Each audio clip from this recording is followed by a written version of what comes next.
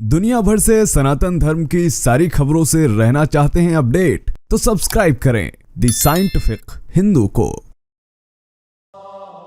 Internet पर आजकल एक चीज काफी ज्यादा वायरल है और वो ये है कि इस्लाम के अंत से जुड़ी भविष्यवाणियां लोगों को पसंद आ रही हैं। लोग जानना चाहते हैं कि आखिर इस्लाम का अंत कब होगा। वो बात अलग है कि उसका अंत पता नहीं, लेकिन वो लोग मानवता का अंत जरूर कर रहे हैं। रूस में देखा ही होगा, बाकी इजराइल तो है ही। बाकी ज्यादा बोलूंगा तो विवाद हो सकता है। और इस्लाम के अंत से जुड़ी भविष्यवाणियां आपको ट्विटर, फेसबुक, व्हाट्सएप हर जगह पर देखने को मिलेंगी। लेकिन क्या वाकई में इस्लाम का अंत हो रहा है या इस्लाम का अंत होगा, ये तो देखने वाली बातें होंगी। लेकिन लोग भविष्यवाणियों पर यकीन करते हैं, खासकर उन भविष्यवाणियों पर जो कि हजारों साल पहले लिख दी गई थी। जी हाँ, इसमें एक ग्रंथ का जिक्र आता है जो कि हिंदू धर्म ग्रंथ है और वह है भविष्य पुराण। तो क्या वाकई में इस्लाम का अंत होगा? हम आपको सिर्फ भविष्य पुराण की वह बात ही नहीं बताएंगे, हम आज आपको इस्लाम के अंत से जुड़ी वह भविष्यवाणियां तो बताएंगे श्लोकों के साथ साथ ही उसकी हकीकत भी बताएंगे कि अब तक जो आप देख रहे हैं कि भविष्य पुराण में इस्लाम का अंत लिखा है, तो क्या वाकई में लिखा है या फिर ये कुछ गड़बड़ है। तो चलिए बिना किसी देरी के शुरू करते हैं आज का वीडियो। मेरा नाम है धीरेन्द्र और आप देख रहे हैं द साइंटिफिक हिंदू। दोस्तों, हमें सबसे पहले यह वेबसाइट मिली जिसका नाम दिव्यरश्मि.com है। इसके अलावा तमाम फेसबुक पोस्ट मिली जहां पर बाकायदा श्लोक लिखे और उनका अर्थ लिखा हुआ। तो कैसे लिखा है भविष्य पुराण में इस्लाम का अंत, चलिए देख लेते हैं। तो सबसे पहले हमें एक श्लोक देखने को मिलता है जिसका शीर्षक था कि मोहम्मद के जन्म से भी 5000 साल पहले वेद व्यास जी ने लिख दिया है। लिंग छेदी शिखाहीन श्रम सुधारी सदूषकः उच्चालापी सर्वभक्षी भविष्यति जनो मम विना कौलम च पस्वस्तेषाम भक्षामतामम मुसलनैव संस्कारः कुशैरिव भविष्यति तस्मान् मुसलवन्तो ही जातयो धर्म दूषका इति पैसाच धर्मश्च भविष्यति मया कृता। इसमें जिक्र है भविष्य पुराण खंड 3 अध्याय 1। इसका अनुवाद यह है कि रेगिस्तान की धरती पर एक पिशाच जन्म लेगा जिसका नाम मोहम्मद होगा। वो एक ऐसे धर्म की नींव रखेगा जिसके कारण मानव जाति त्राहिमाम कर उठेगी। वह असुर कुल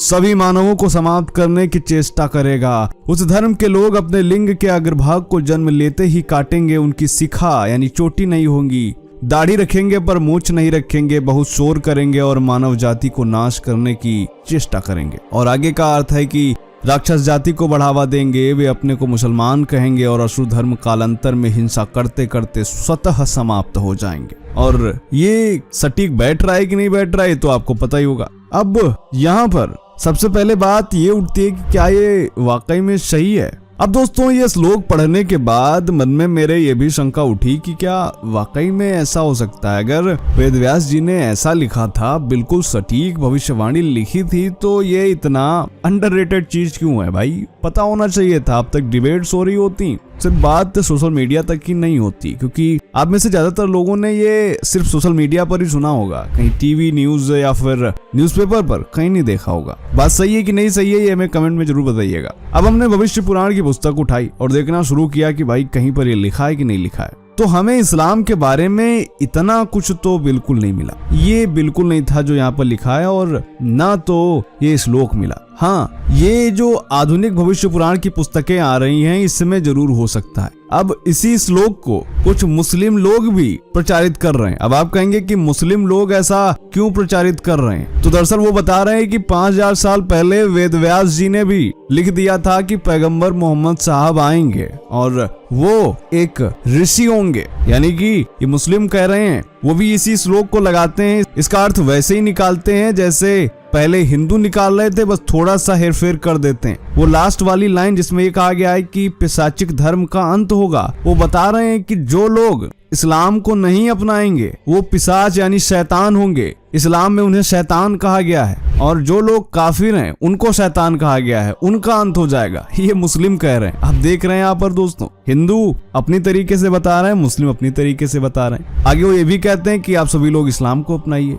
अब यहाँ पर तो हम बीच में खड़े हो गए, एक लेफ्ट से रास्ता निकल रहा है, एक राइट से निकल रहा है, किस पर जाएं बड़ी शंका है। चलिए आगे देखते हैं अब क्या होता है। दरअसल सबसे बड़ी बात है कि ऐसा कुछ कहीं भी नहीं लिखा हुआ। वेद व्यास जी ने ऐसा कुछ कहा ही नहीं है। भविष्य पुराण में लिखा क्या है, चलिए आपको बताते हैं। भविष्य पुराण में ये लिखा है कि गीता प्रेस द्वारा रचित संक्षिप्त भविष्य पुराण में मोहम्मद नाम के एक व्यक्ति का जरूर नाम आता है, महामद का नाम आता है एक्चुअली में। इसमें लिखा है कि राजा भोज अपनी विजय करते हुए अरब पहुंचेंगे, वहां एक महामद नामक व्यक्ति मिलेगा। वो कहते हैं कि युद्ध करने से पहले उन्होंने वहां पर शिवलिंग की पूजा की। संतुष्ट होकर शिवजी प्रकट हुए। उन्होंने राजा भोज से कहा कि ये भूमि अनार्यों की भूमि है, तुम्हें यहाँ नहीं आना चाहिए, अतः तुम यहाँ से उज्जैन जाओ और वहां का राज्य देखो। और तब राजा भोज लौट आते हैं और उज्जैन से राज्य चलाने लगते हैं। अब आप कहेंगे कि ये तो संक्षिप्त पुराण की बात है, हो सकता है कि जो संपूर्ण भविष्य पुराण है उसमें बात कहीं लिखी हो, तो भाई ये भी गलत है। डॉक्टर अभिनंदन शर्मा इसके बारे में कहते हैं कि ये संस्कृत पूरी तरह से गलत लिखी हुई है। कोई भी संस्कृत का विद्वान इस तरह से नहीं लिख सकता है, और वेद व्यास जी वो तो बिल्कुल नहीं। वो कहते हैं कि भविष्य पुराण में मुसलनैव अथवा मुसलमान शब्द का नाम ही नहीं आया। जहां मोहम्मद का उल्लेख है वहां भी नहीं है। दूसरी बात, इस श्लोक में मुसलनैव संस्कारा लिखा है, और इस तरह का संस्कार किसी भी हिंदू धर्म ग्रंथ में नहीं है। सबसे अधिक संस्कार ब्राह्मण के होते हैं, 40 संस्कार कहे जाते हैं, वहां भी इस तरह का कोई संस्कार नहीं है। तो ये मुसलनैव संस्कारा क्या है? और जब ऐसा कोई संस्कार था ही नहीं तो वेदव्यास जी कैसे लिख सकते हैं? बाकी उन्होंने ही अग्नि पुराण में ब्राह्मण के लिए 40 संस्कार लिखे हैं। और जिस व्यक्ति ने भी ये टूटी फूटी संस्कृत लिखी है वो सबसे बड़ी गलती कर बैठा। उसने लिखा है लिंग छेदी। ये शब्द ही गलत है। संस्कृत में लिंग का मतलब वो नहीं होता जो यहाँ पर ये बताना चाह रहे हैं। संस्कृत में लिंग का शब्द चिन्ह होता है। शिवलिंग जैसे कि शिवजी का चिन्ह, ये तो बात आप भी मानेंगे। पुल्लिंग अर्थात पुरुष का चिन्ह जैसे दाढ़ी मूछ आदि। स्त्रीलिंग अर्थात स्त्रियों के चिन्ह। यानी अगर लिंग का अर्थ वो होता जो ये समझाना चाह रहे हैं तो अब तक तो संस्कृत का अनर्थ हो चुका होता। पुरुष लिंग, स्त्रीलिंग, शिवलिंग, इसका भी आशय फिर पेनिस से ही लिया जाता जो कि ये बताना चाह रहे हैं। तो क्या लगता है आपको कि क्योंकि संस्कृत में इसको शिश्न कहा जाता, लिंग नहीं। आगे डॉक्टर अभिनंदन शर्मा कहते हैं कि वेदव्यास जी ऐसी गलती कभी नहीं कर सकते थे। वो आगे लिखते हैं कि मेरे ख्याल से इतने प्रमाण पर्याप्त हैं इसका खंडन करने के लिए। आप लोग भी याद रखिए कि संस्कृत में कुछ भी लिखने का अर्थ ये नहीं हो जाता कि वो शास्त्रों में लिखा हुआ है। अतः आप लोग उन ग्रंथों का अध्ययन कीजिए जिनके नाम पर मूर्ख बनाया जा रहा है लोगों को। हमारे अंदर ही नफरत के बीज बोए जा रहे हैं और कहीं ना कहीं ये उन ऋषियों का भी अपमान है। तो दोस्तों ये था आज का वीडियो जिसमें हमने आपको बताया भविष्य पुराण के बारे में कि क्या वाकई में इस्लाम के अंत के बारे में ऐसा कुछ लिखा है, नहीं लिखा है। संक्षेप में बताऊं तो ये श्लोक पूरी तरह से गलत है, इसकी संस्कृत गलत है। लिंग छेदी कोई शब्द होता नहीं है और ना तो भविष्य पुराण में ना तो संक्षिप्त भविष्य पुराण में ऐसा कहीं भी नहीं लिखा हुआ है। हाँ, मोहम्मद नाम के व्यक्ति का उल्लेख मिलता है, अरब का था और वहां पर राजा भोज ने शिवलिंग की पूजा की, ये भी उल्लेख मिलता है। लेकिन इसके अलावा कोई भी किसी भी तरह से मुसलमान, इस्लाम इन शब्दों का प्रयोग कहीं नहीं है। तो उम्मीद करते हैं वीडियो आपको पसंद आया होगा। कैसा लगा कमेंट करके बताइएगा। मिलते हैं आपसे अगले वीडियो में, तब तक के लिए जय हिंद, जय भारत, वंदे मातरम।